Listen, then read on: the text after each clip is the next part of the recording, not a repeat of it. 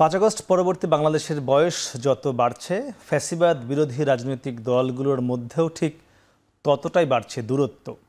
ফ্যাসিবাদ বিরোধী শক্তিগুলোর ক্ষমতার লোভ আর নানা রকম স্বার্থের দ্বন্দ্বে একে অপরের প্রতিপক্ষ হয়ে উঠছে তারা। পর্দার আড়ালে থাকা বিরোধ এখন প্রকাশ্যে রূপ নিয়েছে। বিশেষ করে রাজনৈতিক দলগুলোর ছাত্র সংগঠনগুলোর মধ্যে দেখা দিয়েছে চরম হিংসা, বিদ্বেষ আর রেষারেষি, যার সুযোগ নিচ্ছে পরাজিত ফ্যাসিস্টরা। অথচ ৫ আগস্ট পরবর্তী বাংলাদেশে ছাত্র সংগঠনগুলোর কাছে ছাত্রদের প্রত্যাশা ছিল সাধারণ শিক্ষার্থীদের স্বার্থ ও ক্যাম্পাসগুলোতে দ্রুত ছাত্র সংসদ নির্বাচন। তা কত দূর? দর্শকের সব নিয়ে আমাদের আজকের এখন প্রকাশ। আমরা আলোচনার নাম দিয়েছি ছাত্র শক্তি। আর এ নিয়ে কথা বলতে আমাদের সাথে আছেন বাংলাদেশ জাতীয়তাবাদী ছাত্র দলের সাধারণ সম্পাদক নাসির উদ্দিন নাসির, আছেন বাংলাদেশ ইসলামী ছাত্র শিবিরের সেক্রেটারি জেনারেল নুরুল ইসলাম সাদ্দাম, এবং আরও আছেন জুলাই ঐক্যের সংগঠক এবি জুবায়ের। আপনাদের সবাইকে স্বাগত। আর পুরো আয়োজনে আপনাদের সাথে আছে আমি মাহমুদ রাকিব। আমরা একটু শুরুতে যেতে চাই নাসির উদ্দিন নাসির, আপনার কাছে। এই মুহূর্তে বাংলাদেশে ৫ আগস্ট পরবর্তী সময়ে ছাত্রদল অন্যতম বড় সংগঠন, ছাত্র সংগঠন বাংলাদেশের। সেখান থেকে আপনার কাছে আমি জানতে চাই, আমরা আজকে বিষয়টি ঠিক করেছি, ছাত্রদের মধ্যে যে শক্তি, একটা ঐক্যের শক্তি, সেই ঐক্যের শক্তিটা কোথায় আছে এই মুহূর্তে? আপনাকে ধন্যবাদ, দর্শকদেরকেও ধন্যবাদ। এটি খুবই গুরুত্বপূর্ণ আসলে, এবং একই সাথে দুর্ভাগ্য যে আমাদের জন্য, সেটি হচ্ছে যে এই খুনি হাসিনার রেজিমকে আমরা পরিবর্তন করার জন্য অথবা বিলুপ্ত করার জন্য আমরা সবাই কাঁধে কাঁধ মিলিয়ে আন্দোলন সংগ্রাম করেছিলাম। ঠিক তার ৯ মাস পরে ছাত্র সংগঠনগুলোর মধ্যে এক ধরনের মতভেদ তৈরি হয়েছে, এবং মতভেদের জায়গা থেকে এক ধরনের মতপার্থক্য আমরা দেখছি।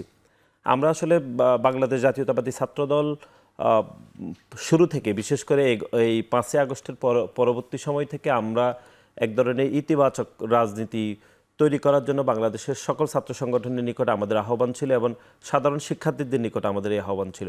কিন্তু আপনি দেখেছেন যে এই ৫ তারিখের পর থেকে বাংলাদেশ জাতীয়তাবাদী ছাত্রদলের নামে বেনামে যেরকম প্রোপাগান্ডাগুলো সামাজিক যোগাযোগ মাধ্যমগুলোতে হচ্ছে, এবং বিশেষ করে আপনি জানেন যে গত ১ মাসে বাংলাদেশ জাতীয়তাবাদী ছাত্রদলের ২ জন নেতাকর্মী ঠিক একই কায়দায়, মানে একই পলিসিতে তারা আসলে খুন হয়েছে। বিশেষ করে আমরা বেসরকারি বিশ্ববিদ্যালয়ে আমাদের শিক্ষার্থী ছাত্রদলের একনিষ্ঠ কর্মী পারভেজকে বৈষম্যবিরোধী ছাত্র আন্দোলনের এই ২ জন সন্ত্রাসী যারা ছুরিকাঘাত করে হত্যাকাণ্ডের শিকার হতে হয়েছে, এবং যারা ইতিমধ্যে যারা জেলে রয়েছেন, এবং ঠিক তার ১ মাস পার না হতে আমাদের ঢাকা বিশ্ববিদ্যালয় ছাত্রদলের স্যার এফ রহমান হলের শিক্ষার্থী শাহরিয়ার আলম সাম্যকেও বিশ্ববিদ্যালয় সংলগ্ন এলাকাতে ঠিক একই কায়দায় হত্যাকাণ্ডের শিকার হতে হয়েছে।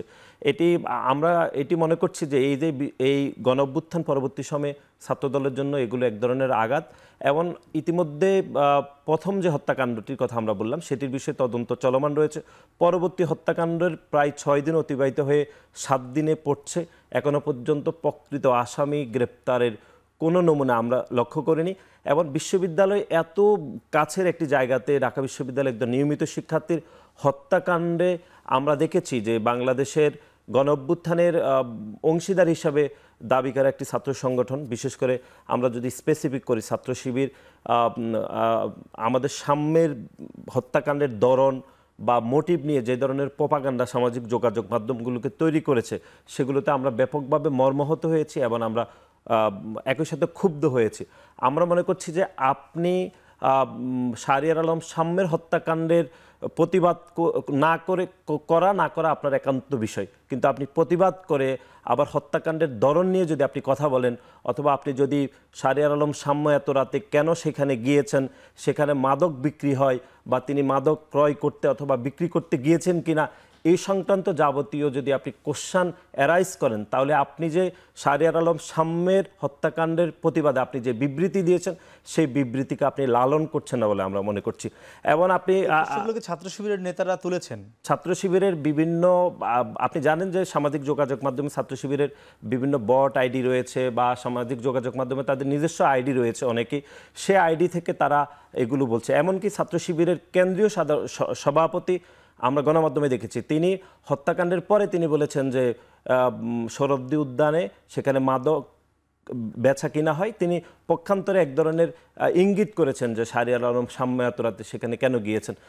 এইরকম বক্তব্য পারস্পরিকভাবে ছাত্র সংগঠনের মধ্যে যে একটি আস্থার পরিবেশ তৈরি হয় সেটিকে ব্যাপকভাবে বিনষ্ট করে বলে আমাদের মনে হচ্ছে। জি, এ কারণে ছাত্রদের মধ্যে ঐক্য বিনষ্ট হয়েছে। জি, নুরুল ইসলাম সাদ্দাম, একই প্রশ্ন, মানে ছাত্র সংগঠনগুলো আপনারা একসঙ্গেই 5 আগস্টে আমরা আপনাদের একই মঞ্চে দেখেছি, 5 আগস্টের পরপরও দেখেছি আপনারা ছাত্রদল, ছাত্র শিবির সহ সবাই নানান প্রোগ্রামও করেছেন, সেখান থেকে সরে গেলেন কেন?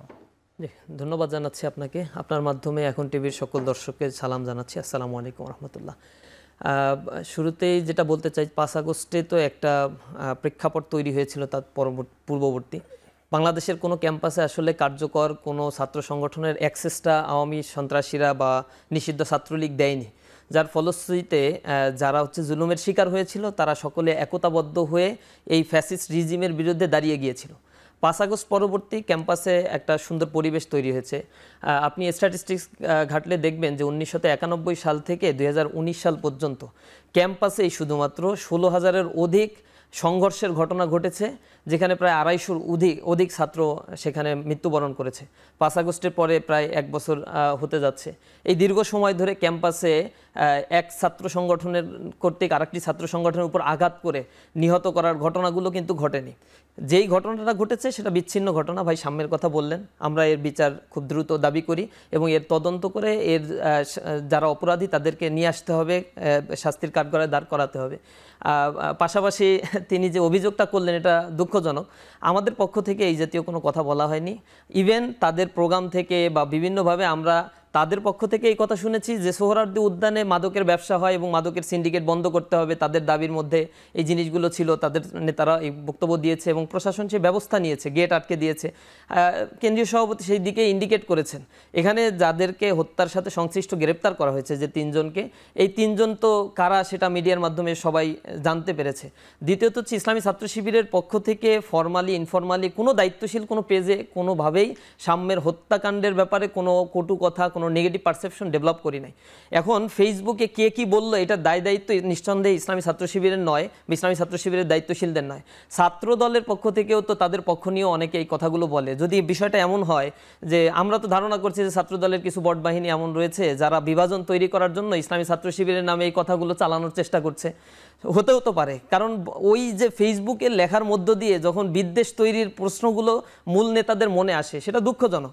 কে কথা বলল, কোন অ্যাঙ্গেলে সেটাকে জাস্টিফাই করার জন্য চেষ্টা করলো, নেগেটিভ কথা বললো, সেগুলো নিয়ে এসে বিভাজনের রেখা টানাটা এটা দুঃখজনক। আমরা আশা করি ক্যাম্পাস নতুনভাবে ছাত্ররা ক্যাম্পাসগুলোতে তাদের অধিকার যেভাবে ফিরে পেয়েছে, হলগুলো তো এখন সিট মেধার ভিত্তিতে বণ্টিত হচ্ছে, ক্যাম্পাসে ছাত্ররা মুভমেন্ট করতে পারছে, তাদের স্বাধীনভাবে কথা বলতে পারছে। আমরা এমন একটি ক্যাম্পাস চেয়েছিলাম। তবে বিচ্ছিন্ন যে ঘটনাগুলো ঘটছে এই ঘটনাগুলো নিন্দনীয়, এই ঘটনাগুলো অ্যাভয়েড করতে হবে। ছাত্র সংগঠনগুলোকে অবশ্যই পাওয়ার পলিটিক্স, পাওয়ার এক্সারসাইজের জায়গা থেকে বের হয়ে তাদেরকে আদর্শিক একটা পলিটিক্স করার দিকে তার আদর্শগুলো প্রচার করবে, ক্যাম্পাস একটা স্থিতিশীল অবস্থার ভিতরে থাকবে। তবে ফেসবুকের মাধ্যমে, মিডিয়ার মাধ্যমে যতটুকু আমরা দেখতে পাচ্ছি বা যত দূরত্ব, যত কিছু মনে হচ্ছে, কার্যত আমার কাছে মনে হচ্ছে না ক্যাম্পাস, শত শত হাজার হাজার ক্যাম্পাস যথেষ্ট পরিমাণে সহনশীলতা বা অবস্থান আমরা দেখতে পাচ্ছি। যে বিচ্ছিন্ন ঘটনা ঘটছে এ কারণে মূল ছাত্র সংগঠনের যারা দায়িত্বশীল রয়েছে, আমার আহ্বান থাকবে বা আমরা নিজেরাও সর্বোচ্চ চেষ্টা করছি এই জায়গাগুলো শতভাগ কিভাবে অ্যাভয়েড করা সম্ভব হয়। জি জি, আমরা আসবো। এবি জুবায়ের, একটু জানতে চাচ্ছিলাম, আপনি দুটি বৃহৎ ছাত্র সংগঠনের দুজন শীর্ষ নেতার বক্তব্য শুনছিলেন, তারা দুজনেই দুজনকে ইঙ্গিত করে অভিযোগ এনেছেন। তবে এখানে একটি বিষয় লক্ষণীয়, দুজনের অভিযোগই ছিল অনেকটা প্রমাণ ছাড়া, ফেসবুকের কেন্দ্রিক ফেসবুক যুদ্ধ চলছে পুরো দেশে। আসলে আমরা পুরো বাংলাদেশের রাজনীতি আমরা আজকেও সারাদিন দেখলাম যেভাবে বিএনপি বা এনসিপির বাকযুদ্ধ চলছে, সেটি মানে এই ছাত্রদল, ছাত্র শিবিরেও তার একটি বড় প্রভাব পড়ছে। তো সব মিলে আসলে কি মনে হয় এই যে ঐক্যটি ছিল সেটি কোন কারণে ঘাটতি দেখা দিল, আপনাদের কি ধারণা? আচ্ছা, ঐক্য বলতে রাজনীতিতে বিভাজন থাকাটা কিন্তু একদম অস্বাভাবিক না, কারণ প্রত্যেকটা দলের আইডিওলজি ভিন্ন, কার্য পদ্ধতি ভিন্ন, কর্ম পদ্ধতি ভিন্ন। কিন্তু এরপরও আমরা জুলাইকে যে ঐক্যটা দেখেছিলাম, ঐক্যটা আমাদের মধ্যে কেন হয়েছিল? ঐক্যটা হয়েছিল কারণ আমাদের সবার তখন উদ্দেশ্য ছিল একটা, যে হাসিনার পতন ঘটাতে হবে। এই একটা উদ্দেশ্যে আমরা সকল দলীয় স্বার্থ বাদ দিয়ে, দলীয় স্বার্থ কম্প্রোমাইজ করে আমরা কিন্তু একটা প্ল্যাটফর্মে এসে দাঁড়াইছিলাম। কিন্তু ওইটা যখন আমাদের সকলের কালেকটিভ পারপাসটা হাসিল হয়ে গেল, এরপরে আমরা আবার আমাদের প্রত্যেকে নিজস্ব এজেন্ডা নিয়ে ব্যস্ত হয়ে গেলাম। তো এগুলো করতে গিয়ে কিছুটা বিভাজন দেখতে পাচ্ছি আমরা। তবে এটা আসলে আমার কাছে মনে হয় যে খুব বেশি অস্বাভাবিক না। তবে বিভাজন থাকবে, বিভাজন থাকার পরেও আমাদের সবার মধ্যে একটা কমন জায়গা ঐক্য থাকা উচিত। সেটা হচ্ছে বাংলাদেশ প্রশ্নে, সেটা হচ্ছে দেশের স্বার্থ ভালো মন্দের প্রশ্নে আর কি। এবং ছাত্র সংগঠনগুলোর কথা বলতে গেলে স্পেসিফিকলি ছাত্র সমাজের ভালো মন্দের ক্ষেত্রে। তো এই জায়গাটা থেকে আমরা 5ই আগস্টের পরবর্তী সময় দেখতে পাচ্ছিলাম যে সংগঠনগুলো তাদের নিজস্ব কার্যক্রম করতে গিয়ে কিছু কিছু জায়গায় হচ্ছে তারা তাদের যে লিমিট যেটা রয়েছে বা নৈতিকতার যেই মানদণ্ড রয়েছে সেটার বাইরে গিয়ে তারা অনধিকার চর্চা বলেন বা হচ্ছে তাদের যেই কাজগুলো করার কথা সেগুলো না করে, যেগুলো করা বরং ছাত্র সমাজের জন্য ক্ষতিকর, এই ধরনের বিষয়গুলোতে তারা বেশি ইনভেস্ট হয়ে গেছে। বিশেষ করে পাওয়ার পলিটিক্স এবং হচ্ছে যে রাজনীতিতে শূন্য অবস্থা বিরাজ করছে এখন। দেখেন 5ই আগস্টের পর কিন্তু রাজনীতিতে আগে কিন্তু 5ই আগস্টের আগে ছাত্রলীগের একটা একচ্ছত্র আধিপত্য ছিল। এখন ছাত্রলীগ চলে যাওয়ার পরে যে আধিপত্যের জায়গাটা একটা শূন্যতে বিরাজ করছে, ওই শূন্যতাটা পূরণ করার জন্য দেশের বিদ্যমান ছাত্র সংগঠনগুলো, পলিটিক্যাল পার্টিগুলো তারা কিন্তু নিজেদের মধ্যে এক ধরনের প্রতিযোগিতায় লিপ্ত হয়েছিল। তো ওইটা দখল করতে গিয়ে কারা হচ্ছে কতটা অ্যাগ্রেসিভলি আগাচ্ছে, কারা হচ্ছে কতটা বাজেভাবে বা হচ্ছে নিজের স্বার্থ হাসিল করার জন্য হেন পদ্ধতি নাই যেটা অবলম্বন করতে তারা ছাড়ছে না, এরকম এই বিষয়গুলো আমরা যখন দেখবো তো ওই জায়গা থেকে দেখতে পাই যে বিভিন্ন সংগঠনগুলো তারা হচ্ছে এভাবে আগাচ্ছে। তো এইটা আসলে আমাদের জাতিগতভাবে আমাদের ছাত্র সমাজের জন্য লজ্জার, কারণ আমরা দেখতে পেয়েছি যে যে পাওয়ার পলিটিক্সের চর্চাটা আমরা দেখি আর কি, এটা কিন্তু বিগত সময়ে আমরা দেখেছি। কোনো সংগঠন কি সহনশীল আচরণ করছে নাকি সবাই? না, সহনশীল বলতে এখনো পর্যন্ত ছাত্রলীগ যেই পর্যায়ে ছিল বা যেই পর্যায়ে গেলে ছাত্রলীগের মধ্যে ফেসিস্ট হয়ে ওঠে ওই পর্যায়ে এখনো যায় নাই। তবে এখন ওই পর্যায়ে যায় নাই, তবে আমরা আসলে খুব ভালো কিছু লক্ষ্য করছি না, কারণ পূর্বে যেমন ছাত্রলীগের যেই একাধিপত্য এবং পাওয়ার পলিটিক্সের যে নোংরা প্র্যাকটিস আমরা দেখেছি, ওইটার কিন্তু একটা ধারা কিন্তু অলরেডি আমরা দেখতে পাচ্ছি। আগে ছিল হচ্ছে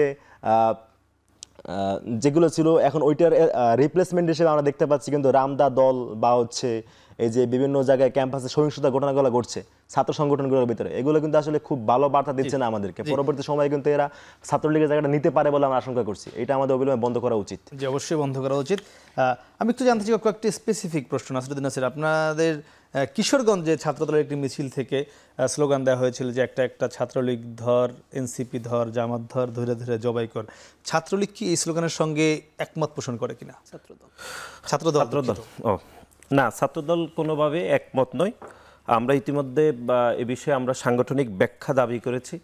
এটি একটি বিচ্ছিন্ন ঘটনা। অনেকে যেহেতু আমরা জানি যে কিশোরগঞ্জ, আপনি জানেন যে এখানে আওয়ামী লীগের এক ধরনের রাজনীতিগত কয়েক বছরের চলমান ছিল। বিশেষ করে আওয়ামী লীগের খুব প্রভাবশালী লিডারশিপ এখান থেকে তৈরি হয়েছিল গত আওয়ামী লীগের 15-16 বছর ধরে, এবং আমাদের নেতাকর্মীরা ব্যাপকভাবে সেখানে নির্যাতিত হয়েছে। কিশোরগঞ্জ আপনি জানেন এখানে আওয়ামী লীগের সাধারণ সম্পাদক সাবেক একজন, তারপর সাবেক রাষ্ট্রপতি সহ আওয়ামী লীগের এক ধরনের এখানে একটা রেজিম ছিল। সুতরাং নেতাকর্মীরা খুব বেশি নির্যাতিত ছিল, সেজন্য অনেকে আবেগ আক্রান্ত হয়ে হয়তো এরকম স্লোগান দিয়েছে। কিন্তু আমরা তারপরও মনে করছি এরকম স্লোগান কোনোভাবেই কাম্য না, এই স্লোগানের সাথে আমরা কোনোভাবে একমত না। জি, আচ্ছা, এটা হচ্ছে এই যে ঘটনাটা বললেন ভাই আর কি, যে স্লোগান দেওয়ার বিষয়টা, একটা দুইটা এনসিপি দল, জামাত শিবির দলে দলে জবাই করে, এটা কিন্তু 5 আগস্টের পর আজকে কিন্তু প্রথম না। এর আগে কিন্তু কুয়েটের ঘটনা পরে দেখেছি আমরা, খুলনার কিন্তু শিববাড়ি মোড়ে ছাত্র দলের লোকজন কিন্তু তার আগেও স্লোগান দিয়েছে, একটা দুইটা শিবির দল দলে দলে জবাই করে, এটা কিন্তু আজকেই প্রথম না। সো রাতে একদিন হয়েছিল, হ্যাঁ রাতে ঘটনা ঘটেছিল। তো বাইরে হচ্ছে এই বিষয়টার ব্যাখ্যা দাবি করেছে, সেটা মনে হয় একটা ব্যবস্থা নেওয়া হয়েছে, আমি যতদূর তখন দেখেছিলাম। মানে আমার কাছে মনে হচ্ছে ওই সময় যদি কঠোরভাবে দমন করা হইতো তাহলে কিন্তু আজকে এই দিন দেখতে হইতো না, কারণ 5 আগস্টের পরে এসে কাউকে ধৈর্য ধরে জবাই দেওয়ার স্লোগান প্রকাশ্যে, এটা কিন্তু এখানে জুবাইর একটু আমি জানতে, ছাত্র দলে তো মানে নেতাকর্মী তো অনেকটা অগণিত টাইপের, এখানে ছাত্রদল কি করতে পারে? আপনার কি মতামত? মানে দমন করার জন্য কি করণীয় কি ছাত্র? আমি জানি ছাত্র দলের নেতাকর্মী বেশি, তাই বলে তো নিয়ন্ত্রণ থাকতে হবে। একটা তো নিয়ন্ত্রণ রয়েছে, নিয়ন্ত্রণ নাই এটা আপনি কিভাবে বলছেন? নিয়ন্ত্রণ নাই বলতে আরো বাড়াইতে হবে নিয়ন্ত্রণ। আপনারা একটা সংগঠন কিভাবে প্রকাশ করবেন? আমরা কুয়েটের ঘটনার সাথে ঘটনা এটা তো কোনোভাবে মিলালে চলবে না। আপনি জানেন যে কুয়েটের ঘটনার সূত্রপাত বৈষম্যবিরোধী ছাত্র আন্দোলনের বিশেষ করে আহ্বায়ক, আপনি জানেন তিনি প্রথম প্রকাশ্যে ছাত্রদলের সমর্থকদের উপর হামলা করেছিল, তারপরে সেখানে বিচ্ছিন্নভাবে ঘটনা ঘটেছে, তারপর অনেকগুলো ঘটনা এরপরে আমরা জানি।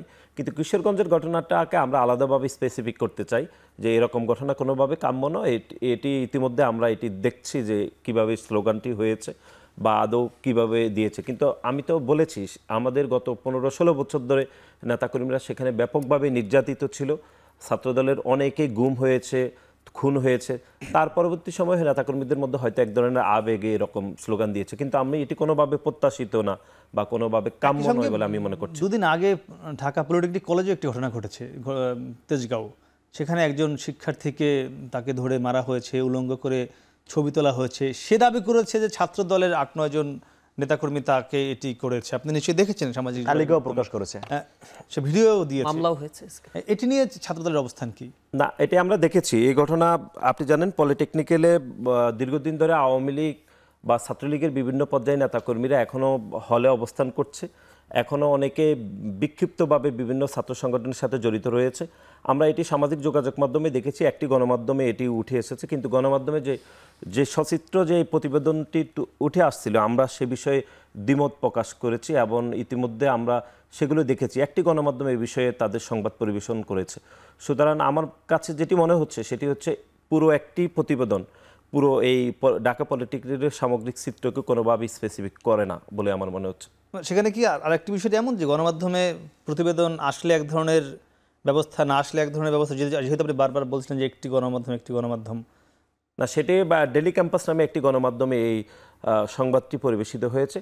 আমরা তারপরে এটি পরীক্ষা নিরীক্ষা করে দেখছি যে ঘটনা যেইভাবে গণমাধ্যমে উঠে আসছে আসলে ঘটনাটা সেভাবে নয় বলে আমাদের মনে হচ্ছে। এবং আপনি জানেন যে পলিটেকনিক্যালে এখানে ছাত্র লীগের এক ধরনের হচ্ছে সন্ত্রাসী কার্যক্রম পরিচালিত হয়েছে অতীতে, কিন্তু তারা এখনো পর্যন্ত হল প্রশাসনের ছত্রছায়া এখনো অনেকে হলে থাকছে। এরকম একটি পরিস্থিতির মধ্যে ছাত্রদলের নেতাকর্মী তাদের সাথে এক ধরনের ঝামেলা তৈরি হয়েছে, সেটি অনেকে গণমাধ্যমে একটু অতিরঞ্জিতভাবে সেটি উঠে আসছে বলে আমাদের মনে হয়েছে। জি, নুরুল ইসলাম সাদ্দাম, আপনার কাছে জানতে চাচ্ছিলাম যে এই যেটি দেশে এখন যে বিষয়টি চলছে সেখানে আপনাদের নাম বারবার আসে, সামাজিক যোগাযোগ মাধ্যমের ব্যবহার নিয়ে, সেখানে লেখালেখি নিয়ে, অন্যকে ঘায়েল করতে আপনাদের কর্মী সমর্থকরা সেখানে লেখে, মানে এটি নিয়ে একটি স্থায়ী সমাধান বা স্থায়ী যাতে আপনাদের এই দুর্নামটি না আসে, আপনারা কেমন সেদিকে উদ্যোগ নিয়েছেন কিনা? জি, প্রথমত হচ্ছে এখানে আপনি দেখবেন যে কিছু কিছু ঘটনা লাস্ট গণমাধ্যমে আমি দেখলাম একটা রিপোর্টে, সম্ভবত ৭১ টেলিভিশন বা কোন টেলিভিশন এটা প্রকাশ করেছে, রিউমার স্ক্যানার বিগত কয়েক মাস ধরে বা বিগত মাসে সবচেয়ে বেশি প্রোপাগান্ডার শিকার হয়েছে কারা, সেখানে যে রিপোর্টগুলো চলে আসছে সেগুলো দেখেছেন ইসলামী ছাত্র শিবির, জামাত ইসলামী বা বিএনপির নামে যে প্রোপাগান্ডাগুলো চালানো হচ্ছে। আমার কাছে এটা একটা ধারণা বা আমরা দেখেছি যে আওয়ামী লীগের যে বাহিনী যারা ছিল এতদিন, তো তাদের সিআরআই বা হচ্ছে যে প্রতিষ্ঠানগুলো ছিল লক্ষ কোটি টাকা সেখানে ইনভেস্ট করা, এবং তারা বিভিন্ন মাধ্যমে আমাদের আইডিগুলোকে ক্লোন করে বা বিভিন্নভাবেই নতুন নতুন আইডি খুলে এই কার্যক্রমগুলো পরিচালনা করছে বিভাজন তৈরি করার জন্য। বিষয়টা এমন না যে আমার জনশক্তি বা সরাসরি এই জাতীয় কাজের সাথে জড়িত, তারপরেও আমরা যে বিষয়গুলো লক্ষ্য করে, আপনি দেখেছেন সোশ্যাল মিডিয়া আমরা কিছু দৃষ্টি আকর্ষণী দিয়েছি ইসলামী ছাত্র শিবিরের পক্ষ থেকে। সোশ্যাল মিডিয়া ব্যবহারের আমাদের একটা নীতিমালা আছে এবং ইসলামী ছাত্র শিবিরের কর্মী সাথী বা সদস্য যারা থাকে তাদেরকে এই নীতিমালা অবশ্যই ফলো করতে হয়। এই নীতিমালার মধ্যে এই অশ্লীল কথা ব্যবহার করা, যুক্তিবিহীন প্রোপাগান্ডা ছড়ানো অনলাইন মাধ্যমগুলোতে, এই বিষয়গুলোতে আমাদের নীতিমালা স্পষ্টভাবে নিষেধ করা আছে এবং কোরআন এবং সুন্নাহ যেগুলো পারমিট করে না সেই বিষয়গুলোকে অ্যাভয়েড করার জন্য আমরা সবসময় কাউন্সিলিং করে থাকি। কারা লেখে, কারা কমেন্ট করে এগুলো? আমরা বললাম এগুলো হচ্ছে, একটা হচ্ছে ইসলামী ছাত্র শিবিরের জনশক্তি, এরা একটা বিশাল অংশ যারা রয়েছে ইসলামী ছাত্র শিবির থেকে হয়তো বিদায় নিয়েছে অথবা সামহাও কোনোভাবে এই আইডিগুলোকে ক্লোন করে বিভিন্নভাবে বা নতুন নতুন আইডি খুলে এগুলোকে আক্রমণ করার জন্য চেষ্টা করা হচ্ছে বিভিন্নভাবে। এটা হচ্ছে বিভাজন তৈরির জন্য। দ্বিতীয় আরেকটা বিষয় আমি একটু অ্যাড্রেস করতে চাই নাসিব ভাইয়ের কথায়, সেটা হচ্ছে ঢাকা পলিটেকনিকে যে ঘটনা ঘটেছে এটা একাধিক গণমাধ্যমে এসেছে এবং যারা এই ঘটনাটা ঘটিয়েছে একেবারে সেই আওয়ামী আমলে নিষিদ্ধ ছাত্রলীগ যে ঘটনাগুলো ঘটাতো, একেবারে ধরে নিয়ে গেলে মোবাইল চেকিং করে রাতভর তাকে নির্যাতন করা, সে স্টেটমেন্ট দিয়েছে। আজকে সে থানায় গিয়ে মামলা করতে গিয়েছে, মামলা নেয়নি, পরবর্তীতে সাধারণ ছাত্ররা সেখানে থেকে সে মামলা করেছে এবং মামলা সেটা তারা নিয়েছে। সেখানে যাদের নামে অভিযোগ করা হয়েছে তারা ছাত্র দলের রাজনীতির সাথে জড়িত বা তাদের মিছিল মিটিংয়ে ছিল, তো তারা আবার সেই পূর্বের যেই ফিচার বা যে অ্যাটিটিউড সেই জায়গা ফেরত যাচ্ছে। বিশেষ করে ছাত্রলীগ যারা করতো বিভিন্ন ক্যাম্পাসে তাদের যে ধরনের রাজনীতি ছিল সেই রাজনীতির একটা পুনরাবৃত্তি আমরা দেখতে পাচ্ছি। এই জিনিসগুলো যদি দমন করা না যায়, বিশেষ করে কক্সবাজার পলিটেকনিকে একটা ঘটনা ঘটেছে, আমরা দেখেছি যে কক্সবাজার পলিটেকনিকে সাম্য হত্যাকাণ্ডের প্রতিবাদে তারা মিছিল করেছে, মিছিল করে সেখানে হঠাৎ করে অধ্যক্ষের পদত্যাগ দাবি করছে। এই ক্ষেত্রে কি একটা ঘটনা ঘটে, কথা কাটাকাটি, সাধারণ ছাত্রদের উপরে মারপিট করছে, ইসলামী ছাত্র শিবিরের সেখানে কিছু দায়িত্বশীল ছিল তাদের উপরে আঘাত করেছে, আমাদের একজন ভাইয়ের মাথা ফেটে গেছে। আবার তারা প্রচার করা শুরু করছে যে ছাত্র শিবির নাকি তাদের উপরে আক্রমণ করেছে। এই জাতীয় বিষয়গুলো নিয়ে একটা অস্থির পরিবেশ, দায় চাপিয়ে দেয়া, দোষ চাপানোর যে কালচারগুলো, এগুলো কোনোভাবেই বন্ধ হচ্ছে না। আমরা আশা করি যে এই বর্তমান সিচুয়েশন যা, ক্যাম্পাসগুলোতে একটা সুন্দর পরিবেশ ছাত্ররা চায়, এবং এরকম জাতীয় দায় চাপানো বা অস্থিতিশীল অবস্থা অথবা ভয় ভীতি দিয়ে রাজনীতি করার সংস্কৃতির ভিতরে যদি আবার আমরা চলে যাই, তাহলে ক্যাম্পাসের সাধারণ ছাত্ররা ওই যে ছাত্র রাজনীতির ব্যাপারে যে প্রশ্নবোধক চিহ্নটা তারা উঠাচ্ছে, এই জিনিসগুলো আবার চলতে থাকবে। এবং এই 5 আগস্ট পরবর্তী আসলে সহনশীলতার যে রাজনীতির পরিবেশটা তৈরি হচ্ছে, ক্যাম্পাসের ছাত্ররা তাদের মুক্ত কথাগুলো বলতে পারছে, নিজেদের মধ্যে যে কথাগুলো আগে তারা বলতে পারতো না, গণমাধ্যমে তারা তাদের কারো উপর কোনো নির্যাতন করা হচ্ছে, কারো উপরে কোনো ধরনের শাসানো হচ্ছে, তারা তাদের কথাগুলো স্পষ্টভাবে বলতে পারছে। তো ক্যাম্পাসে এই পরিবেশটা যেন থাকে, কোনো ভীতির পরিবেশ না, যে আমি একটু আবার যেতে চাই নাসির ভাই আপনার কাছে। কিছু কথা নুরুল ইসলাম সাদ্দাম বলেছে, এর সঙ্গে আমার কি জানবার বিষয় যে ঢাকা বিশ্ববিদ্যালয়ের আপনি বলেছেন যে সংলগ্ন এলাকা, আমরাও সেটি জানি, সোহরাওয়ার্দী উদ্যান। সোহরাওয়ার্দী উদ্যান প্রথমত এটি কি ঢাকা বিশ্ববিদ্যালয়ের অধীনে কি না? আপনি যেহেতু ঢাকা বিশ্ববিদ্যালয়ের ছাত্র এবং যেহেতু সোহরাওয়ার্দী উদ্যানে এই ঘটনাটি ঘটেছে, যদি ঢাকা বিশ্ববিদ্যালয়ের বাইরে হয় তাহলে আপনারা সাম্য হত্যার বিচার যতটা না জোরালোভাবে চাচ্ছেন, তার চেয়ে ভিসি বা প্রক্টরের পদত্যাগটাও ওই একই সমানে চাচ্ছেন কেন যদি বাইরে হয়? প্রথমত হচ্ছে সাদ্দাম ভাইয়ের কয়েকটি বিষয়ে আমরা একটু ছোট করে বলছি। উনি বলেছেন যে সামাজিক যোগাযোগ মাধ্যমে যারা প্রোপাগান্ডা করছে, বিশেষ করে বট আইডিগুলো থেকে, সেটির বিষয়ে দায়িত্ব শিবির নিচ্ছে না উনি বলেছেন। বা কোরআন হাদিস পড়ে যারা কোরআন হাদিসের বিভিন্ন আয়াত বইয়ের ব্যাখ্যাও বলেছেন। তা আমি যেটি ওনার কাছে আমার জিজ্ঞাসা, যে যারা এই যে বট আইডি থেকে বিভিন্ন ন্যারেটিভ দাঁড় করাচ্ছে, বিভিন্ন প্রোপাগান্ডাগুলো করছে, তাদেরকে ছাত্র শিবির আসলে কোন ধরনের বই পড়িয়ে বা কোন ধরনের বই পড়াচ্ছে সেটা তো আমাদের কন্ট্রোলের মধ্যে নাই যে আমরা তাদের বই পড়া। আপনারা কি এমন কোন বই পড়াচ্ছেন কিনা যে যারা এত প্রোপাগান্ডা করছে, এত অনেক আইডি থেকে ছাত্র দলও ন্যারেটিভ তৈরি করে, অনেক আইডি থেকে সেটার জন্য না ছাত্র, আপনি কিভাবে মনে করছেন আমাদের কোনো বট আইডি নেই, আমাদের সকল আইডি প্রকাশ্যে, সুতরাং আমাদের কোনো বট আইডি। বাঁশের কেল্লা কাদের? হ্যাঁ, বাঁশের কেল্লা কাদের? সেখানে আরেকটু কথা আছে। কাঠের কেল্লা কাদের? হ্যাঁ, কাঠের কেল্লা সম্পর্কে আমি জানি না, একটু কথা আছে চালাই দেন ভাই। বট ভাই নিয়ে আমার একটা কথা আছে ভাই, সেটা হচ্ছে দুজনের কাছে কথা আছে আর কি। প্রথমত আমি নাসির ভাইকে বলতেছি যে কয়েকদিন আগে হচ্ছে ডিপার্টমেন্টটা বাক্সার নামে একটা পেজ ছাত্র দলের ঢাবি শাখার বিজয়গত হলে প্রচার সম্পাদক তানবীর হাদি মায়ের চালাচ্ছিল, এটা এক্সপোজ হয়েছে, এটা নিউজও হয়েছিল যে এরকম একটা পেজ খুলে এটা দিয়ে হচ্ছে বিশ্ববিদ্যালয়ের বিভিন্ন গুরুত্বপূর্ণ ব্যক্তিদের নামে হচ্ছে প্রোপাগান্ডা চালানো হচ্ছে। এটা অলরেডি এস্টাবলিশড বিশ্ববিদ্যালয় আমাদের, এবং এটা নিয়ে নিউজও হয়েছিল আর কি। এটা একদম এস্টাবলিশ ছাত্র দলের একদম পোস্টেড নেতা। এর বাইরে সাদ্দাম ভাইয়ের কাছে আমার একটা বিষয় জানা, সেটা হচ্ছে ধরেন দলেরটা নয় পাইলাম, যারা হচ্ছে এটা ফেক পেজ খুলে সেটা নিয়ে প্রোপাগান্ডা চালাচ্ছে। এখন যখনই হচ্ছে অনলাইনে কোনো কিছু লেখা আপলোড দেয়, সেটা যদি শিবিরের বিরুদ্ধে যায়, সেক্ষেত্রে হচ্ছে মুহুর্মুহু হাহারি একটা আক্রমণটা, এটার শিকার আমি নিজেও হয়েছি আর কি। এখন ভাই যেভাবে প্রথমে এসে দায়টা সরিয়ে দিলেন আর কি, দায় চাপিয়ে দেয় না, দায়টা সরিয়ে দেয়া, যে বট বাহিনীর দায়টা ভাই সরিয়ে দিলেন, এটা শিবির দায় নেবে না।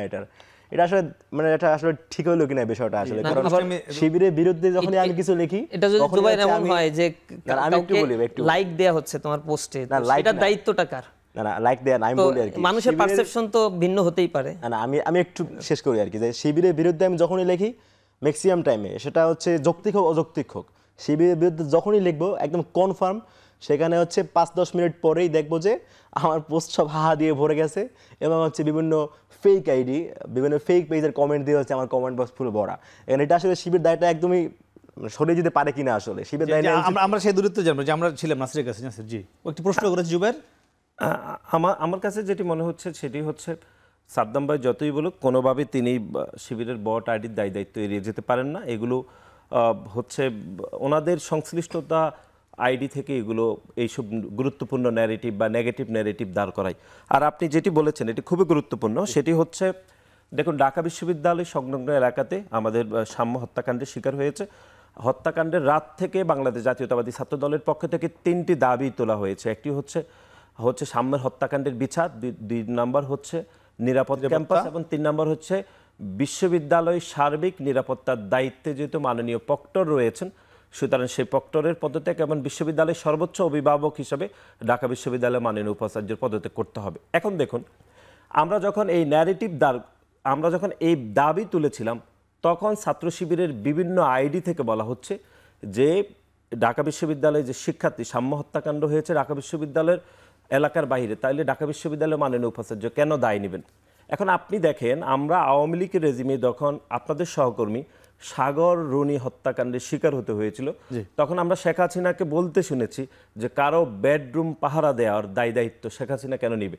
এই যে বিচার হচ্ছে দায় দায়িত্ব থেকে এড়িয়ে যাওয়ার জন্য এরকম বক্তব্য। এখন দেখেন, যখন সাম্য হত্যাকাণ্ডের শিকার হতে হইলো ঢাকা বিশ্ববিদ্যালয়ের মাত্র ঢাকা বিশ্ববিদ্যালয়ের সংলগ্ন এলাকাতে কত হাত দূরে, আপনি দেখেন শরৎ উদ্যানে যেখানে হত্যাকাণ্ডের শিকার হয়েছে নয় 150 হাত হবে, সেই জায়গা থেকে ন্যারেটিভ তোলা হচ্ছে যে কোনোভাবে ঢাকা বিশ্ববিদ্যালয়ের ভাইস চ্যান্সেলর, ঢাকা বিশ্ববিদ্যালয়ের মাননীয় প্রক্টর এই দায় দায়িত্ব নেবে না। এটি শুরুতে কিন্তু ঢাকা বিশ্ববিদ্যালয়ের প্রক্টর বা ঢাকা বিশ্ববিদ্যালয়ের বিসি হচ্ছে ওনারা বলেন না আমরা দায় নিব না, এটি শিবিরের নেতৃবৃন্দরা তারা প্রচার শুরু করছেন যে ঢাকা বিশ্ববিদ্যালয়ের ভাইস চ্যান্সেলর প্রক্টর দায় নিবে না। কেন দায়? তারা বিবৃতি বক্তব্য দিচ্ছে বিষয়ে। এখন দেখুন, আমরা মনে করছি এই যে এরকম বক্তব্যগুলো হচ্ছে, যে শেখ হাসিনা যেরকম সাগররুনি হত্যাকাণ্ডের দায় নিচ্ছেন না, তিনি বিচারহীনতা সংস্কৃতি তৈরি করতে চান, একই অবস্থা এখানে সাম্য হত্যাকাণ্ডের সময়, যে আপনি বিচার করবেন না, বিচারের বিষয়ে আপনি সহযোগিতা করবেন না, অথবা ঢাকা বিশ্ববিদ্যালয় কোনোভাবে মনে করছে এই ঘটনার দায় দায়িত্ব নেই। এরকম কি মনে হয়, মানে ছাত্র শিবির কেন ভিসি বা প্রক্টরের পক্ষ নিয়ে বলবে? কোনো কি যুক্তি আছে?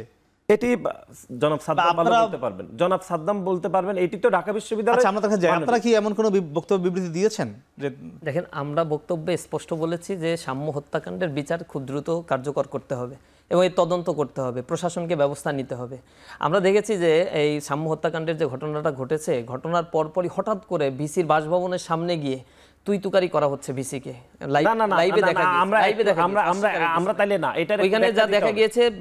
আমরা একটু ব্যাখ্যা দিই, সেটি হচ্ছে ঢাকা বিশ্ববিদ্যালয়ের স্যার এফ রহমান হলে নিয়মিত শিক্ষার্থী শাহরিয়ার আলম সাম্য হত্যাকাণ্ডের পরে তার সহকর্মীরা, শোকে বিহম্বল সহকর্মীরা যখন প্রতিবাদ করছিল, তখন ঢাকা বিশ্ববিদ্যালয়ে মাননীয় ভাইস চ্যান্সেলর কোনোভাবে কি অভিভাবক সুলভ আচরণ করেছেন?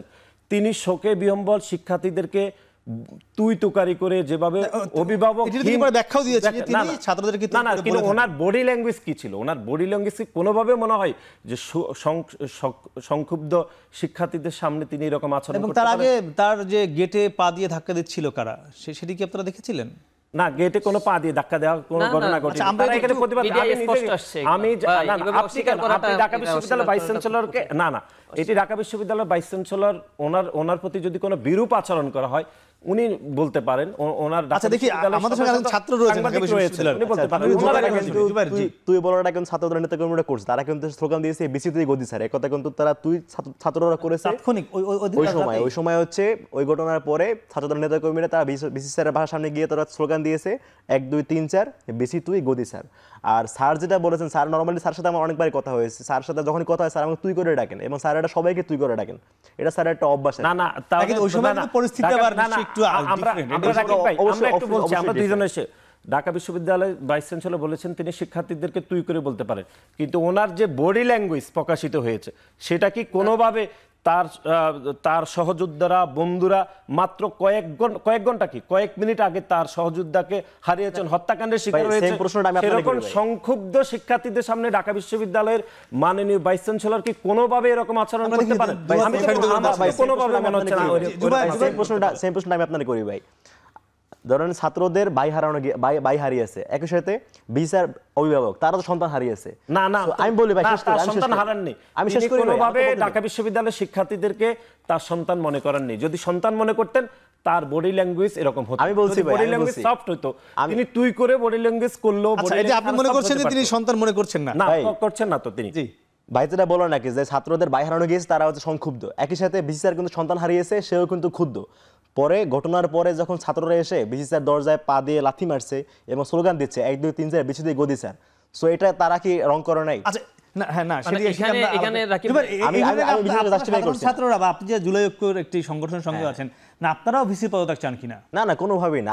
আপনি যদি বিশ্ববিদ্যালয়ে জরিপ চালান, আমি গ্যারান্টি দিচ্ছি আপনাকে, ছাত্র দলের গুটি কয়েক নেতাকর্মী ছাড়া বিশ্ববিদ্যালয়ের সাধারণ শিক্ষার্থীরা একদম 80 থেকে 90% শিক্ষার্থী তারা ভিসি স্যার, প্রক্টর স্যারের প্রতি কোনোভাবে পদত্যাগ চান না, এবং তারা কিন্তু এই বর্তমান প্রশাসনের প্রতি সন্তুষ্ট।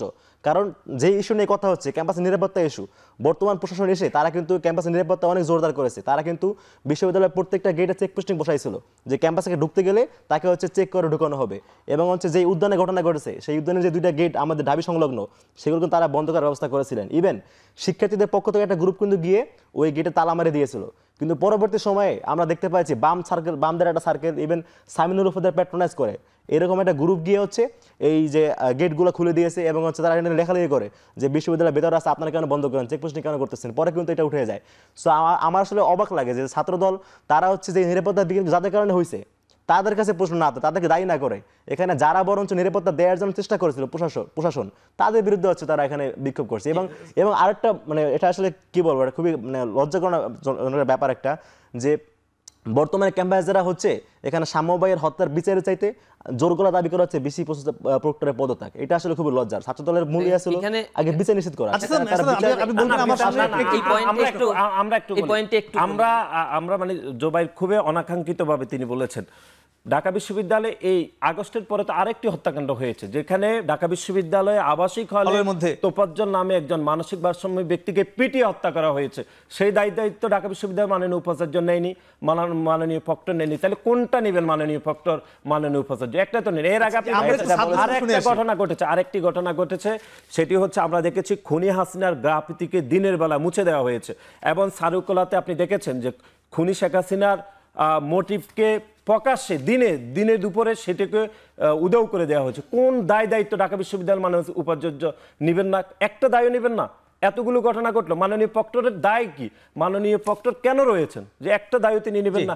আর কতজন মরলে ঢাকা বিশ্ববিদ্যালয় মাননীয় প্রক্টর আর কত ঘটনা ঘটে? ঢাকা বিশ্ববিদ্যালয়ে সাম্য হত্যাকাণ্ডের যে ঘটনাটা ঘটেছে এটা তো নিন্দনীয়, শতভাগ নিন্দনীয়, কিন্তু ঘটনার সাথে কিছু কোইন্সিডেন্ট, এই ঘটনাগুলো আমাদের প্রশ্নের উদ্রেক করে। একটা ছেলে মারা গেলেন ঢাকা বিশ্ববিদ্যালয়ে, হঠাৎ করে গিয়ে ভিসির পদত্যাগ দাবি করতে হলো, তার বিচারের দাবি করার দরকার হলো না। আমরা দেখলাম ঢাকা বিশ্ববিদ্যালয়ে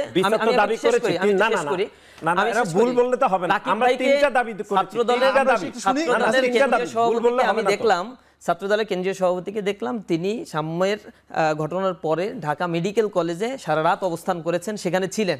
রাতে তিনি প্রথমে সাংবাদিকদের সাথে যখন কথা বলেছেন, সে বলছে এটার সাথে আমি রাজনীতির সম্পৃক্ততা দেখছি না, হঠাৎ করে আবার ভিসির বাসভবনের সামনে গিয়ে তখন আবার ভিসি প্রক্টরের পদত্যাগ দাবি করছেন। মানে এর আগে তার একটা চিন্তা ছিল, আবার হয়তো রাজনৈতিক দর্শনটা স্ট্যান্ড পয়েন্টটা আবার নির্ধারণ করে তাকে ওইখানে গিয়ে তার আবার বক্তব্য, তার আবার স্লোগান সবই চেঞ্জ করতে হলো। আবার এই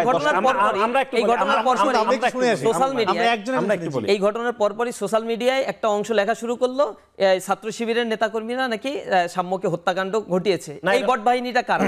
এই আইডিগুলো আমার কাছে আছে, যে এই আইডি থেকে এরকম প্রচারণা চালাইছে। এটাও ছাত্র শিবির করছে, সবই তো ছাত্র শিবিরের, কাঠের কেল্লা, বাঁশের কেল্লা যা আছে সব ছাত্র শিবিরই চালায়। তো এই বট বাহিনীগুলো কারা চালায় আসলে? আমাদের উপরে এই দায়িত্বটা কে চাপিয়েছে? যে ঘটনাগুলো ঘটে, বিশেষ করে আপনি দেখেছেন এই যে উপদেষ্টা মাহফুজ, যে সেটা অডিওটা প্রকাশ পেয়েছে বিধায় মানুষ বুঝতে পেরেছে, সে ওইখানে কোনো জাজমেন্ট ছাড়া এত বড় একটা দায়িত্ব থেকে বলছে এগুলো সব শিবির, সব ছাত্র শিবির করে। আচ্ছা, এখানে আমি একটু প্রশ্ন করি, এই যে উপদেষ্টা মাহফুজ আপনাদের উপর দায় চাপিয়ে দিল, আপনারা একটা নামকাওয়াস্তে বিবৃতি ছাড়া আর কোনো তাহলে কোনো কর্মসূচি কেন নিলেন না? নাসিরউদ্দিন নাসির, আপনার কাছে যে বিষয়ে আমরা কথা বলছিলাম, যে কার কি আইডি, কার কি বিষয়, অনেক মানে এখন তাহলে সমাধানটা কোন পথে? দেখুন, সমাধানের বিষয়ে যেটি প্রথমত হচ্ছে আমাদের 3টি দাবি রয়েছে সাম্য হত্যাকাণ্ডের পর বলেছেন, কিন্তু আপনি দেখবেন যে 3টি দাবির বিষয়ে নিরাপদ ক্যাম্পাস এবং সাম্য হত্যার বিচারের দাবিতে আমরা শাহবাগে আজকে যে আমাদের কর্মসূচি, সেটি বিচারের দাবি এবং প্রকৃত খুনিদের ধরার বিষয়ে আমাদের আলাদা চিন্তা ভাবনা ছিল যে প্রকৃত আসামিরা এখনো ধরা পড়ছে না, কিন্তু সেই দাবি দুইটির বিষয়ে কিন্তু আমাদের দুইজন সম্মানিত যারা আলোচক রয়েছে তারা একবারও বলছেন না। তারা বরং বারবার বলছে এবি জুবাই দুঃখজনকভাবে যে ছাত্রদল বিসি প্রক্টরের কেন পদত্যাগ চাইবে।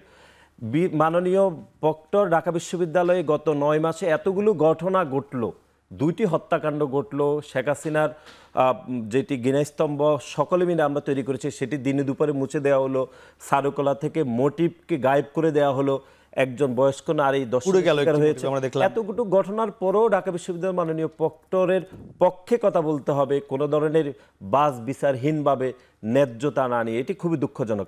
আমরা মনে করছি যে এতগুলো ঘটনার কি একটারও দায় ঢাকা বিশ্ববিদ্যালয় মাননীয় প্রক্টর বহন করেন না? এটি কোন যুক্তিতে? সামাজিক যোগাযোগের মাধ্যমে আরেকটি প্রশ্ন উঠেছে বা জুবাইররা তারাও তুলে থাকে, আমরা দেখি বিভিন্ন সময় তাদের যারা ছোট ভাইটাই রয়েছে, যে আপনারা বলছেন যে ঢাকা বিশ্ববিদ্যালয়ে যাতে বহিরাগত না আসে কিংবা নিরাপত্তার, বিশেষ করে নিরাপত্তার দাবিতে আপনারা আন্দোলন করছেন, কিন্তু সেই দাবিতে আমরা দেখি যে আবার বহিরাগত নিয়ে আপনারা আন্দোলন করছেন ছাত্রদল। এটি কেন করা লাগছে? ছাত্রদলের তো নেতাকর্মীর অভাব নেই। আমরা যারা এরকম প্রশ্ন তুলছে তারা এটা খুবই দুর্ভাগ্যজনক। কয়েকদিন আগে খুলনা প্রকৌশল প্রযুক্তি বিশ্ববিদ্যালয়ে যখন আন্দোলন হয়েছে, ঢাকা বিশ্ববিদ্যালয়ের শিক্ষার্থীরা কুয়েটের পদত্যাগ চায়নি? চেয়েছে? আপনি বলেন না চেয়েছে? আপনি স্ট্যাটাস দেন নাই? রাকিব আপনি দিয়েছেন তা আপনি কি কুয়েটের শিক্ষার্থী? এখন ঢাকা বিশ্ববিদ্যালয় মাননীয় ভাইস চ্যান্সেলর মাননীয় প্রক্টর এত বড় একটা ঘটনা ঘটলো, বাইরের শিক্ষার্থীরা এই আন্দোলন স্পিরিটের সাথে একমত হবে না? সেটাকে আপনি কিভাবে বহিরাগত? না সেটি তারা করতে হবে না। ঢাকা বিশ্ববিদ্যালয়ের ভিতরে তো খুলনা প্রকৌশল প্রযুক্তি বিশ্ববিদ্যালয় ভাইস চ্যান্সেলর পদত্যাগ দাবিতে অনশন হয়েছে, চিটং বিশ্ববিদ্যালয় হয়েছে, রাজশাহী বিশ্ববিদ্যালয় হয়েছে, বাংলাদেশের সর্বত্র হয়েছে। তাহলে তখন তো কোশ্চেন উঠে নাই কেন খুলনা প্রকৌশল প্রযুক্তি বিশ্ববিদ্যালয়ের বিসি পদত্যাগের জন্য বাইরে থেকে আন্দোলন হবে? তারা বহিরাগত না? তাহলে ঢাকা বিশ্ববিদ্যালয় মাননীয় প্রক্টর মাননীয় ভাইস চ্যান্সেলরের বিদায় এই কথা, এই খারাপ ন্যারেটিভ ভাই কুয়েটের যে ইস্যু, ভাই কুয়েটের যে বিসি মাসুদ তার যে কার্যক্রম, এটার সাথে আপনি উনি কিভাবে তুলনা দেয় বুঝতে পারতেছেন না? কোনটা তুলনা হয় না? আমি বলতেছি কুয়েটের যে মাসুদ, সেখানে সে আন্দোলন চলাকালীন সেনাবাহিনী আসছে শিক্ষিত বাঁচানোর জন্য, সে সেনাবাহিনীকে ফোন দিয়ে নিষেধ করে দিচ্ছে আপনি ক্যাম্পাসে ঢুকেন না। আপনি শুনেছেন? নাকি আমি বলি আপনাকে ফোন করছিল? আমি বলি সেটা ভিডিও পাবলিশ হয়েছে, ভিডিও আমি শুনেছি, আমি ভিডিও দেখেছি। আমি ভিডিও দেখেছি, আমি আপনাকে দেখাবো। না এরকম কোনো কিছু ঘটে নাই। সেখানে যখন এভাবে শিক্ষিতকে মারা হচ্ছে, সেনাবাহিনী আসতে চাইলে বিসি তার আটকে দিয়েছে, বিসি আসতে দেয় না, ফোনে তাদেরকে না করেছে, সেনাবাহিনী আসে নাই, শিক্ষার্থীরা মার খেয়েছে। এবং পরে কিন্তু যারা মার খেয়েছে তাদের মামলা হয়েছে, তাদেরকে বসে করা হচ্ছে। এত বড় একটা কাজ ঘটাইলো, পুরো দেশ এটা আর এত বড় একটা হত্যাকাণ্ড হলো, সেটা খুব ছোট। আর ওইখানে ভাই কোনটাই ছোট না ভাই, যার হারায় সে বোঝে। এত বড় 2টা হত্যাকাণ্ড হলো, সেই 2টা হত্যাকাণ্ডের বিপরীতে আমি মাননীয় প্রক্টরের পদত্যাগ চাইতে পারবো না। চিটং বিশ্ববিদ্যালয়ের শিক্ষার্থীরা চাইলে, রাজশাহী বিশ্ববিদ্যালয়ের শিক্ষার্থীরা চাইলে, আপনি ঢাকা বিশ্ববিদ্যালয় আপনি যুক্তিতে দিতে হবে। আমি শেষ করছি ভাই। সাম্যবাইয়ের বিষয়টা নিয়ে পুরো ক্যাম্পাসে কিন্তু বেশ শোকাহত। আমি আপনাকে বলি, যখন এই ঘটনা ঘটেছে তখন তো প্রায় গভীর রাত আর কি, আমরা ডিএমসি ছিলাম। ওইখান থেকে আমি প্রায় রাত 1টার দিকে আমি শিক্ষার্থীদের নিয়ে প্রতিবাদের ডাক দিই। তখন প্রায় রাত 2টার দিকে ক্যাম্পাসে 4 থেকে 500 পোলাপান চলে আসছে রাত 2টার দিকে, চিন্তা করেন আপনি। অর্থাৎ সবাই কিন্তু শোকাহত। আমরা কিন্তু গিয়ে যৌক্তিক পন্থায় এবং নিয়মতান্ত্রিকভাবে দাবি জানিয়েছি। আমরা দাবি জানিয়েছিলাম আমাদের বাইকে হত্যার দ্রুত বিচার করতে হবে, ক্যাম্পাসকে নিরাপদ করতে হবে। এবং এটার পরে কিন্তু ওই দিন রাতে তো এটা করছি। এর পরদিন আমরা যেহেতু বিষয়টা শাহবাগ থানার আন্ডারে, গণপূর্ত অধিদপ্তরের বিষয়, শাহবাগ থানা দেখভালের বিষয়, আমরা কিন্তু শাহবাগ থানায় গিয়েছিলাম, থানা ঘেরাও করেছি। ওসির মাধ্যমে পুলিশ আইজিপিকে আমরা দাবিও দিয়েছি যে আপনারা দ্রুত হত্যার বিচার করবেন। সাধারণ শিক্ষার্থীরা এখনো সেই দাবি দিচ্ছে। আমরা কিন্তু এটা করেছি, কিন্তু ছাত্রদল যেটা করছে, তারা কিন্তু চাইলে এখানে শিক্ষার্থীকে এনগেজ করে তারা কিন্তু খুব ভালো মতো একটা প্রোটেস্ট করতে পারতো না এখানে। কারণ এই ঘটনা কিন্তু সব শিক্ষার্থীরা কিন্তু মর্মাহত, তারা কিন্তু ছাত্রদের সাথে ছিল। ইভেন যখন ওই রাতের বেলায় ছাত্রদল বিসি স্যারের বাসার সামনে গিয়ে স্লোগান দিচ্ছে। ছাত্রদল কোনটি করতে পারেনি? আপনি বলছিলেন যে ছাত্রদল এখানে চাইলে সাধারণ শিক্ষার্থীদেরকে এনগেজ করে, যেহেতু অভ্যন্তরীণ বিষয়। শিক্ষার্থী রয়েছে তো, আপনি কিভাবে বলছেন? আমি শেষ করছি ভাই, আমি প্রত্যক্ষদর্শী। না আপনি কি রাতের বেলা সাধারণ শিক্ষার্থীরা রয়েছে, সেটা কেন পারেনি? আমি শেষ করছি, আমি বলছি সেটা যেদিন রাতের বেলা ঘটনা ঘটেছে, ওই দিন ছাত্র দল বিসি স্যারের বাসার সামনে গিয়ে যখন প্রথমে তো হত্যার বিচার দাবি জানিয়েছে, সাধারণ শিক্ষার্থী খাতা ছিল। যখনই হচ্ছে তারা এখানে আবার শুরু করেছে যে 1 2 3 4 বেশি গদি স্যার, আমি নিজেও দেখেছি এবং আমার কাছে অনেক অসংখ্য এভিডেন্স রয়েছে, সাধারণ শিক্ষার্থী যারা ছিল অ্যাপোলিটিক্যাল তারা কিন্তু ওখান থেকে সরে আসছে, কারণ তারা বুঝতে পারছে আচ্ছা, এটাকে আমরা- আসলে রাষ্ট্রকে আমরা- ব্যবহার করে একটা ঘৃণা রাজনীতি চর্চা কেন হচ্ছে, তারা কিন্তু সরে আসছে। এটা কিন্তু বাস্তব সত্য। স্যার আপনি মানে শুনছিলেন মানে এই রাজনীতির যে বহিরাগত ক্যাম্পাসে আনা, এটি আপনারাও বিভিন্ন সময় আমরা দেখি বিভিন্ন ক্যাম্পাসে করেন, এখান থেকে বের হতে আসবেন কবে? না, আমরা লাস্ট কবে করেছি, আমরা 5 আগস্টের পরে এমন কোনো ঘটনা ঘটেনি। তবে নাসির ভাই যে যুক্তিটা দিলেন এটা তো লজিক্যাল ফ্যালাসি। মানে বিষয়টা এরকম না যে কুয়েটে একটা ছাত্র তাদের উপর আক্রমণ করা হয়েছে, বাংলাদেশের যে কোনো জায়গা থেকে প্রতিবাদ করতে পারে, সে নিজ নিজ জায়গা থেকে করেছে। বহিরাগত আগত বিষয়টা হচ্ছে এক ক্যাম্পাসে অন্য ক্যাম্পাসে ছাত্ররা যাওয়া। তো যে ঘটনাটা ঘটেছে ছাত্রদলের ক্ষেত্রে এটা তো অনেক কষ্টের, এবং তার নেতাকর্মীরা ঢাকার বিভিন্ন কলেজে যারা পড়াশোনা করছে তারা নিঃসন্দেহে শোকাহত, ঢাকা বিশ্ববিদ্যালয়ে এসেছে। এই ঘটনাটা এক্সেপশনাল, কিন্তু কুয়েটের এই জিনিসটার সাথে এইভাবে লজিক্যালি দাঁড় করানো এটা ইলজিক্যাল বিষয় মনে হয়েছে আমার আচ্ছা, কাছে। কি মানে তো এই ক্যাম্পাসের ঘটনায় ডাকসু ইলেকশন কি ডাকসু ইলেকশনের ক্ষেত্রে আমার কাছে মনে হচ্ছে না যে এরকম কোনো প্রভাব পড়বে, কারণ অলরেডি ছাত্র দলের পক্ষ থেকে বলা হয়েছে সুনির্দিষ্টভাবে এই বিচার দ্রুত করতে হবে এবং এই বিচার যারা হচ্ছে এই হত্যাকাণ্ডের সাথে জড়িত তাদেরকে ফাইন্ড আউট করতে হবে। আশা করি প্রশাসন সেটা করছে এবং জোর দাবি আমাদের সকল ছাত্র সংগঠনের পক্ষ থেকে জানানো হয়েছে এটা তারা করবে। আমি আশা করি যে ছাত্র সংসদ বা ডাকসু ইলেকশনটা খুব দ্রুত প্রয়োজন, তাহলে ক্যাম্পাসে ছাত্ররা তাদের প্রতিনিধিগুলো পাবে এবং ছাত্রদের একটা এম্পাওয়ারমেন্ট, জুলাইয়ের পরে যে দাবিটা তাদের ছিল সেই দাবিটা বাস্তবায়ন হবে। ক্যাম্পাসে ছাত্র সংসদ হওয়ার পরে ছাত্ররা তাদের যৌক্তিক দাবিগুলো উপস্থাপন করতে পারবে। পাশাপাশি ছাত্র সংগঠনগুলোর প্রতি মানে আমাদের প্রাণের চাওয়া বা আমরা এটা মনে করি যে আমাদের দেশে যে ইয়াং জেনারেশন রয়েছে, কয়েক কোটি ইয়াং জেনারেশন, তাদেরকে জনসম্পদে রূপান্তর করার জন্য প্রতিটি ছাত্র সংগঠনের কার্যকর উদ্যোগ নেওয়া দরকার। বিশেষ করে তাদেরকে এই যে আর্টিফিশিয়াল ইন্টেলিজেন্সের এই যুগে আরও বেশি টেকনিক্যাল ভাবে তৈরি করা, ক্যাম্পাসে শিক্ষা সংস্কার, ক্যাম্পাসটা হচ্ছে শিক্ষার্থী বান্ধব করে একদম গড়ে একদম তোলার সেটি আর ভালো হবে। নাসির একদম 20 সেকেন্ড শেষ করবো। ডাকসু নিয়ে আপনাদের অবস্থান কি এখন? আমরা দ্রুত তো চান? খুব দ্রুত সময়ের মধ্যে ডাকসু নয় শুধুমাত্র বাংলাদেশের সকল ছাত্র সংসদ নির্বাচন খুব দ্রুত সময়ের মধ্যে করার জন্য আমরা জোর দাবি জানাচ্ছি, এখনো আমাদের সেই দাবি রয়েছে। জি জুবের, আপনাদের অবস্থান কি?